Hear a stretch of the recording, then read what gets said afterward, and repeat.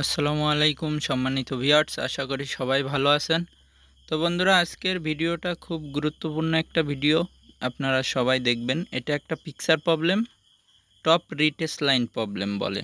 তো যে কোনো চ্যানেলের ওপরেই এই যে কয়েকটা দাগ দেখতেছেন, এই দাগগুলো থাকলে এটাকে টপ রিটেস লাইন বলে। মানে ওপরের সাইডে যে অনেকগুলা দাগ থাকে, দেখুন বন্ধুরা, আমি মার্ক করে আপনাদের দেখিয়ে দিচ্ছি।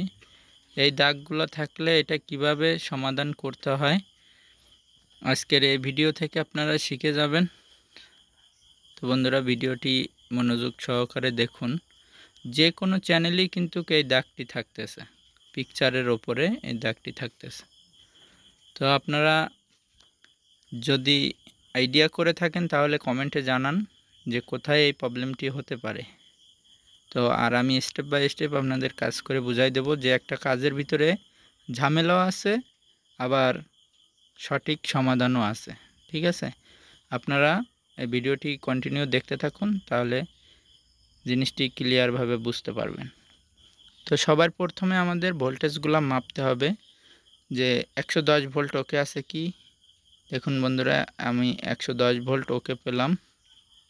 ভার্টিক্যাল সেকশনে যে ভোল্টেজটি, সে ভোল্টেজও একটু ড্রপ দেখা যাচ্ছে, 20 ভোল্ট মতো দেখাচ্ছে।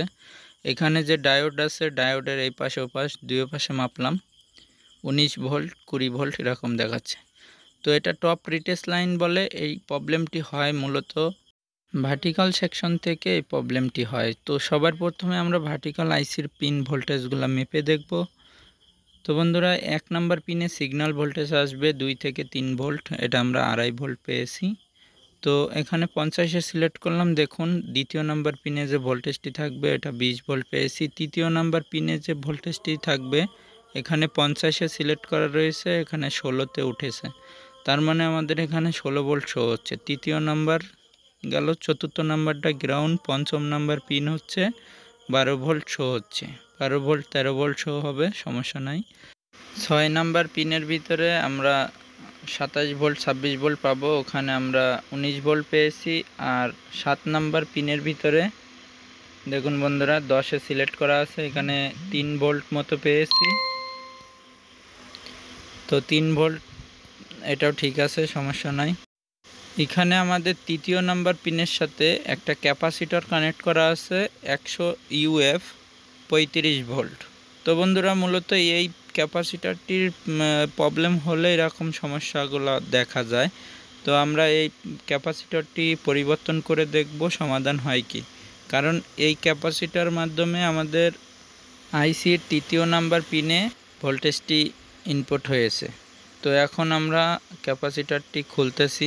বন্ধুরা দেখুন, ক্যাপাসিটরটি আগে ধরে নেবেন, তারপরে তাতাল দিয়ে এখানে টাচ করবেন, দেখবেন আপনার হাতে ক্যাপাসিটরটি খুলে চলে আসবে। তো বন্ধুরা, এই ক্যাপাসিটরটি মূলত প্রবলেম হয়েছে কি না এটা জানার জন্য আমরা একটা ভালো নতুন ক্যাপাসিটর লাগিয়ে দেব। তো এখানে আমি খুঁজে দেখতেছি 35 ভোল্ট 100 ইউএফের ক্যাপাসিটর লাগিয়ে দিতে হবে।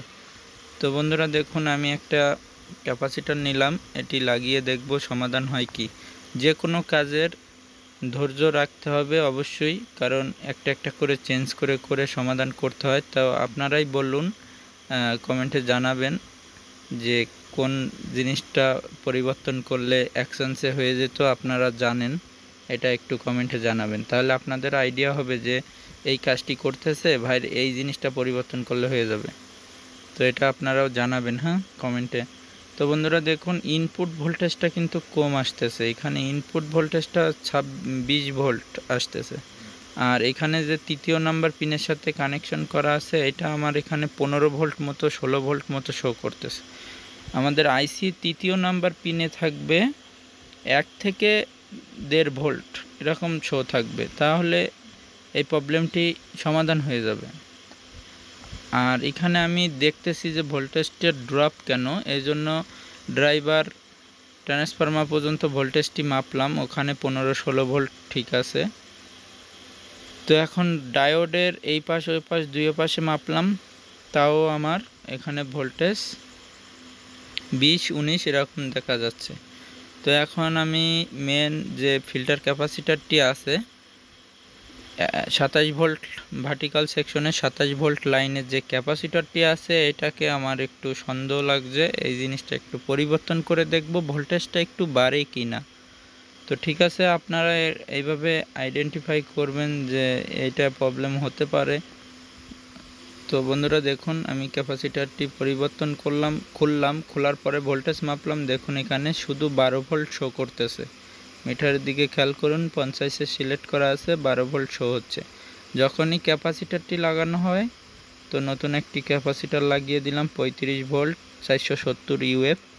তো ক্যাপাসিটরের মাধ্যমে আমাদের ভোল্টেজগুলো একটু হাই হয়ে যায়, ঠিক আছে। তো বন্ধুরা আমি সুন্দর করে সোল্ডারিং করি, আপনারাও ঠিক এইভাবে সোল্ডারিং করে দেবেন সুন্দর করে, যাতে কোনো লুজ কন্টাক্ট না হয়।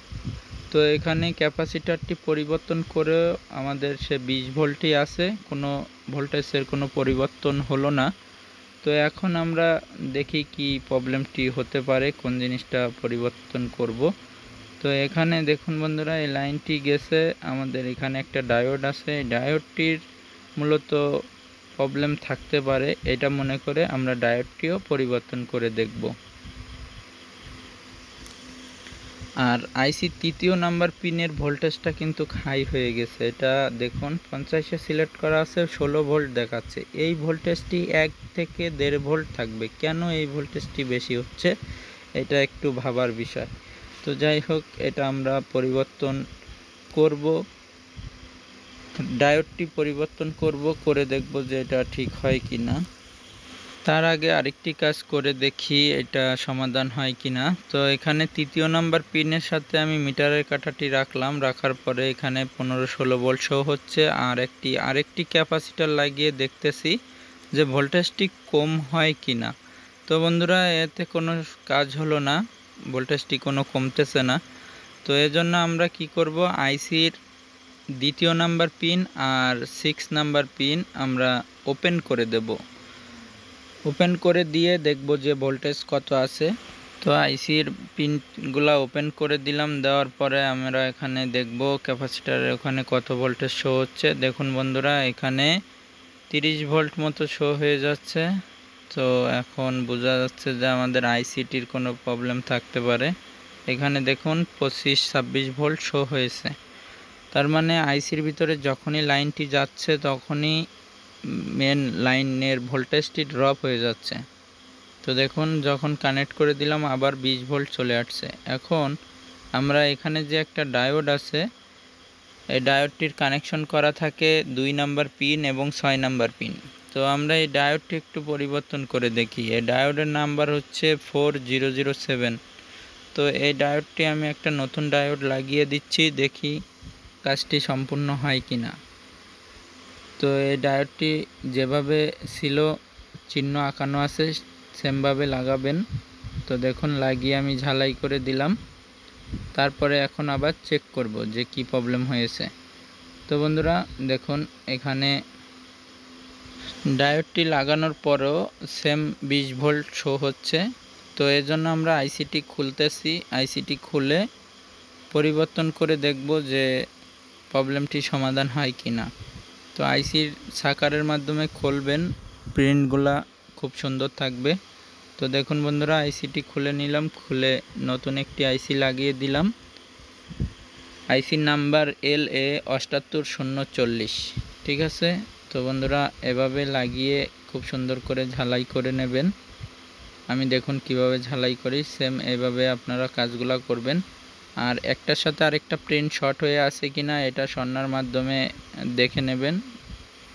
তো এখানে বন্ধুরা ভোল্টেজটি আগে ছিল 20 ভোল্ট আর এখন প্রায় 25 ভোল্টের কাছাকাছি চলে আসছে। তো আমরা এখন আইসির 3য় নাম্বার পিনের ভোল্টেজটা একটু মেপে দেখব ঠিক আছে কিনা। তো বন্ধুরা দেখুন 10-এর ভিতরে সিলেক্ট করা আছে।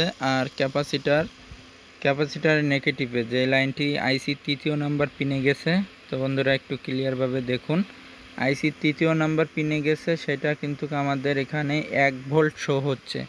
তো মূলত এখানে কিন্তু তখন 16 ভোল্ট শো হচ্ছিল। তাহলে আমাদের আইসি থেকে এই প্রবলেমটি হচ্ছে, আইসি থেকে এটা হাই ভোল্টেজ হচ্ছে। যখনই হাই ভোল্টেজ হচ্ছে এজন্য টপ রিটেস্ট লাইন দেখা যাচ্ছে। তো আমরা এখন রেজিস্টার লাইনটি ওপেন করে দিয়েছিলাম 110 ভোল্ট লাইনের, ওটি আবার লাগিয়ে দিলাম। আর ভার্টিক্যাল সেকশনের ভোল্টেজটি এখন আবার মেপে দেখলাম। দেখুন বন্ধুরা, পুরো 26 ভোল্ট আছে। তো এখন আমরা মূলত সেন্সারের লাইন, ডিশের লাইন এগুলো লাগিয়ে আপনাদের দেখাবো যে প্রবলেমটি সমাধান হলো কিনা। তো যে কোনো কাজের একটু কষ্ট হবে, আবার সহজে ঠিক হয়ে যাবে, এরকম হয়ে থাকে। তো বন্ধুরা দেখুন, এটা হচ্ছে 2 নাম্বার পিন, 27 ভোল্ট এরকম শো হচ্ছে। আর তৃতীয় নাম্বার পিনে কিন্তু আমাদের 1 ভোল্ট 1.5 ভোল্ট শো হতে হবে, তাহলে আমাদের ভার্টিক্যাল ভোল্টেজগুলো ওকে থাকবে। তো বন্ধুরা, এই ভার্টিক্যালের সেকশনগুলাই সুন্দর করে দেখলে এই টপ রিটেস্ট লাইনের প্রবলেম আপনারা সমাধান করতে পারবেন। বেশিরভাগ ওই ক্যাপাসিটার থেকে এই প্রবলেমটি হয়। তো বন্ধুরা দেখুন, একেবারে রিটেস্ট লাইনগুলো আসতেছিল সব ক্লিয়ার হয়ে গেছে। বন্ধুরা দেখলেন যে কিভাবে আমি টিভিটি রিপেয়ার করলাম। স্টেপ বাই স্টেপ আপনারা কাজ করবেন, প্রবলেম খুঁজে পাবেন এবং মেরামত করতে সক্ষম হবেন। তো দেখুন, যে রিটেস্ট লাইনটি আসতেছিল সেই রিটেস্ট লাইনটি আর আসতেছে না।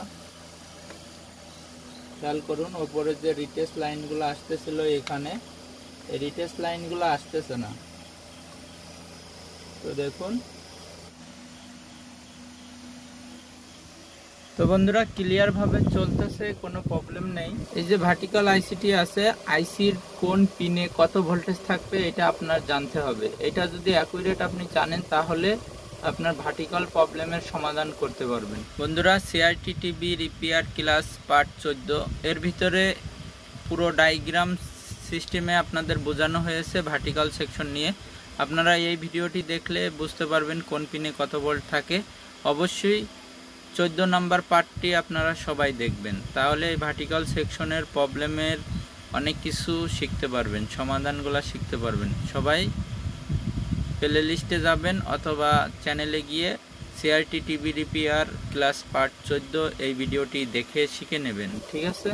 তো বন্ধুরা, এটা শুধুমাত্র তৃতীয় নাম্বার পিনে যে ভোল্টেজটি থাকার কথা সেটা বেশি হওয়ার কারণে এই ওপরে টপ রিটেস্ট লাইনটি দেখা গেছে। বন্ধুরা, ভিডিওটি ভালো লাগলে লাইক করবেন, কমেন্টে জানাবেন আপনাদের মূল্যবান মতামত। সবাই ভালো থাকবেন। আল্লাহ।